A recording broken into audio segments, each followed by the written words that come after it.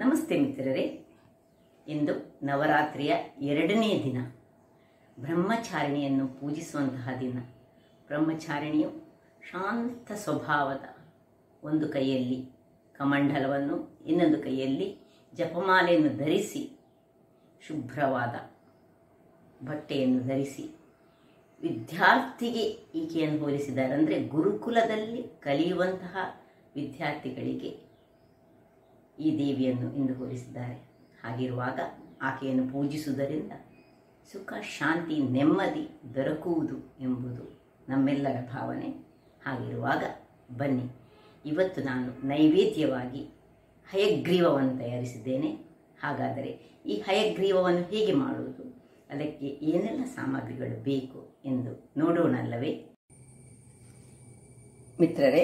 ಇವತ್ತು ನವರಾತ್ರಿಯ 2ನೇ ದಿವಸ. ಎಲ್ಲರಿಗೂ ಆ ದೇವಿಯು ಸನ್ಮಂಗಳವನ್ನು ಉಂಟು ಮಾಡಲೆಂದು ಹೇಳುತ್ತಾ, ಇವತ್ತು ನಾನು ಆಕೆಗೆ ಪ್ರಿಯವಾದ ಈ ಬೆಲ್ಲದಿಂದ ತಯಾರಿಸಿದಂತಹ ಹಯಗ್ರೀವವನ್ನು ಮಾಡ್ತಿದ್ದೇನೆ.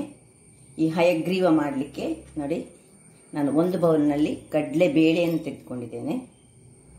ಒಂದು ಬೌಲ್ನಲ್ಲಿ ಅಷ್ಟೇ ಒಣ ಕೊಬ್ಬರಿ, ಇದನ್ನು ನಾನು ತುರಿದಿಟ್ಟುಕೊಂಡಿದ್ದೇನೆ. ಒಂದು ಬೌಲ್ನಷ್ಟು ಬೆಲ್ಲ ಬೇಕು. ಬೆಲ್ಲ ನಿಮಗೆ ಬೇಕಿದ್ದಷ್ಟು, ಹೆಚ್ಚು ಬೇಕಿದೆ ಹೆಚ್ಚು ಮಾಡ್ಬೋದು, ಸ್ವಲ್ಪ ಕಡಿಮೆ ಬೇಕಿದೆ ಕಡಿಮೆಯನ್ನು ಯೂಸ್ ಮಾಡ್ಬೋದು. 1 ಚಮಚ ಕಸಗಸೆ, ಪಾಪಿ ಸೀಡ್ಸ್, ಸ್ವಲ್ಪ ಡ್ರೈ ಫ್ರೂಟ್ಸ್, ಏಲಕ್ಕಿ ಮತ್ತು ತುಪ್ಪ. ಹಾಗಾದರೆ ಮೊದಲಿಗೆ ನಾವು ಈ ಕಡಲೆಬೇಳೆಯನ್ನು ಚೆನ್ನಾಗಿ 1-2 ನೀರಿನಲ್ಲಿ ತೊಳೆದುಕೊಳ್ಳೋಣ. ವೀಕ್ಷಕರೇ ನೋಡಿ, ತೊಳೆದಿಟ್ಟುಕೊಂಡಾಯಿತು. ಈಗ ಇದನ್ನು ಒಂದು ಕುಕ್ಕರ್ನೊಳಗೆ ಟ್ರಾನ್ಸ್ಫರ್ ಮಾಡೋಣ. ಇದಕ್ಕೆ ಒಂದು 3 ವಿಜಿಲ್ ನಾವು ತೆಗೆದುಕೊಳ್ಬೇಕು. ಇದನ್ನು ಎಷ್ಟು ನಾವು ಇದು ತೆಗೆದುಕೊಂಡಿದ್ದೇವೆ ಅದರದ್ದು 3 ಭಾಗದಷ್ಟು ನಾವು ನೀರನ್ನು ಹಾಕ್ಕೊಳ್ಬೇಕು. ಹಾಕ್ಕೊಂಡು ನಾವೀಗ ಇದನ್ನು ಮುಚ್ಚಿ 3 ವಿಜಿಲನ್ನು ತೆಗೆದುಕೊಳ್ಳೋಣ. ಇಲ್ಲಿ ಇದು ಆಗಲಿ 3 ವಿಜಿಲ್. ಇಲ್ಲಿ ನಾನು ಬೆಲ್ಲವನ್ನು ನೀರು ಮಾಡಿಕೊಳ್ತಿದ್ದೇನೆ. ನೋಡಿ, 1 ಲೋಟದಷ್ಟು ನೀರನ್ನು, ಅಂದರೆ ಈ ಬೌಲಲ್ಲಿ 1 ಬೌಲ್ನಷ್ಟು ನೀರನ್ನು ತೆಗೆದುಕೊಂಡಿದ್ದೇನೆ. ಮತ್ತು ಬೆಲ್ಲವನ್ನು ಈಗ ನೀರು ಮಾಡಿಕೊಳ್ಳೋಣ. ಬೆಲ್ಲ ಅಲ್ಲಿ ನೀರಾಗಲಿ.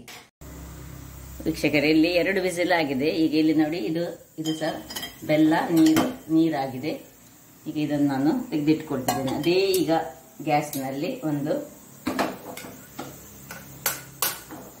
ಇದರಲ್ಲಿ ನಾವು ಸ್ವಲ್ಪ ತುಪ್ಪ ಹಾಕದೆ ನಾವು ಗಸಗಸೆಯನ್ನು ಸ್ವಲ್ಪ ರೋಸ್ಟ್ ಮಾಡಿಕೊಳ್ಳೋಣ. 3 ವಿಜಿಲ್ ಆಯ್ತು. ಈಗ ನಾನು ಇದನ್ನು ಆಫ್ ಮಾಡ್ಕೊಳ್ತಿದ್ದೇನೆ, ತಣ್ಣಗಾಗಲು ಬಿಡ್ತಿದ್ದೇನೆ. ಇಲ್ಲಿ ಗಸಗಸೆಯನ್ನು ನಾವು ಸ್ವಲ್ಪ ಜಸ್ಟ್ ಒಂದು ರೋಸ್ಟ್ ಮಾಡಿಕೊಳ್ಳೋದು.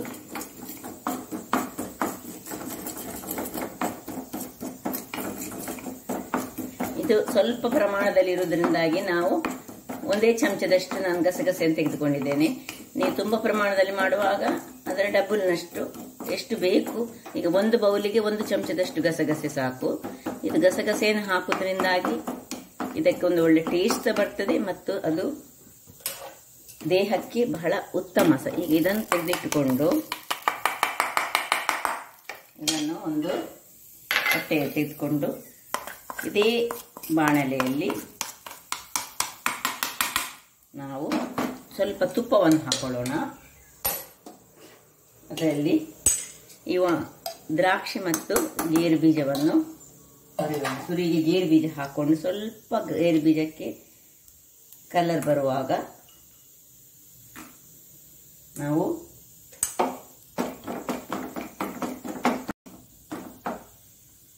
ಈಗ ದ್ರಾಕ್ಷಿಯನ್ನು ಸಹ ಹಾಕೊಳ್ಳೋಣ.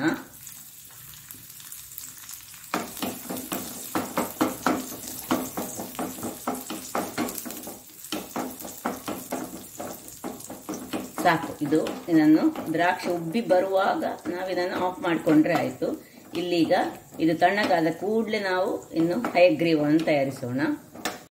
ವೀಕ್ಷಕರೇ ನೋಡಿ, ಇದೀಗ ಒಳ್ಳೆ ತಣ್ಣಗಾಗಿದೆ.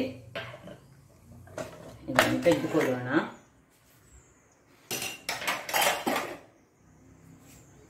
ನೋಡಿ, ಒಳ್ಳೆ ಬೆಂದಿದೆ. ಸ್ವಲ್ಪ ನಾವು ಮಾಡೋದ್ರಿಂದಾಗಿ ಇದನ್ನೀಗ ನೋಡಿ ಇದಕ್ಕೆ ನಾನು ತೆಗೆದುಕೊಳ್ತಿದ್ದೇನೆ. ಸೊ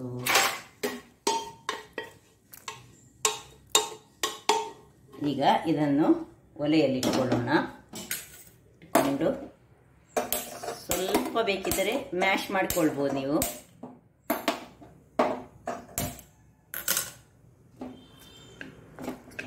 ಈಗ ಇದಕ್ಕೆ ಬೆಲ್ಲದ ನೀರನ್ನು ಗಾಳಿಸಿಕೊಳ್ಳೋಣ. ನೋಡಿ, ಬೆಲ್ಲದ ನೀರನ್ನು ಇದಕ್ಕೆ ಗಾಳಿಸಿಕೊಂಡು ಸ್ವಲ್ಪ ಇದರಲ್ಲೇ ಇದು ಕುದೀಲಿ. ಬೇಕಿದ್ರೆ ನಾವು ಸ್ವಲ್ಪ ಇದನ್ನು ಹೀಗೆ ಮ್ಯಾಶ್ ಮಾಡಿಕೊಳ್ಬೋದು, ನಿಮಗೆ ಅಗತ್ಯ ಇದ್ದರೆ. ಇದರಲ್ಲಿ ಇದು ಕುದಿದುಕೊಳ್ಳಿ. ವೀಕ್ಷಕರೇ ನೋಡಿ, ಇದು ಇಷ್ಟು ಕುದಿತಾ ಇರುವಾಗ ಈಗ ಇದಕ್ಕೆ ನಾವು ಗಸಗಸೆ, ನಾವು ಫ್ರೈ ಮಾಡಿಟ್ಟಂತ ಅಂದರೆ ರೋಸ್ಟ್ ಮಾಡಿಟ್ಟಂತಹ ಗಸಗಸೆಯನ್ನು ಹಾಕೊಳ್ಳೋಣ. ಇನ್ನು ಇದು ಒಣ ಕೊಬ್ಬರಿಯ 1 ಬೌಲ್ನಷ್ಟು ತುರಿಯನ್ನು ಹಾಕೊಳ್ಳೋಣ. ಇದನ್ನು ತುರಿದಿಟ್ಕೊಂಡದ್ದು ನಾನು. ಹೀಗೆ ದಪ್ಪ ಆಗ್ತಾ ಬರ್ತಾ ಉಂಟು. ಈಗ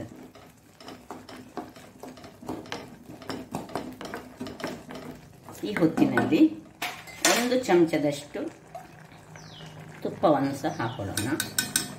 1 ಚಮಚದಷ್ಟು ತುಪ್ಪ ಇದಕ್ಕೆ ಈಗ ಹಾಕೊಂಡದ್ದು. ಮತ್ತೆ ಆಗ ನಾವು ಈ ದ್ರಾಕ್ಷಿ ಗೋಡಂಬಿಯನ್ನು ಹುರಿದುಕೊಂಡಂಥದ್ದು. ಈಗ ಅದನ್ನು ಇದಕ್ಕೆ ಮಿಕ್ಸ್ ಮಾಡಲಿಕ್ಕುಂಟು.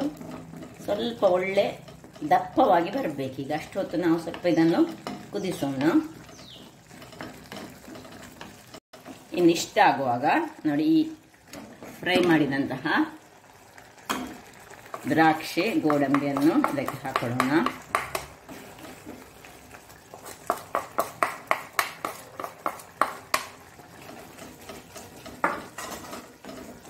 ಈಗ ಒಳ್ಳೆ ದಪ್ಪಕ್ಕೆ ಬಂತು. ಇನ್ನು ಏಲಕ್ಕಿಯನ್ನು ಹಾಕೊಳ್ಳೋದು. ಕೊನೆಯದಾಗಿ ಏಲಕ್ಕಿಯನ್ನು ಹಾಕೊಂಡು ನೋಡಿ,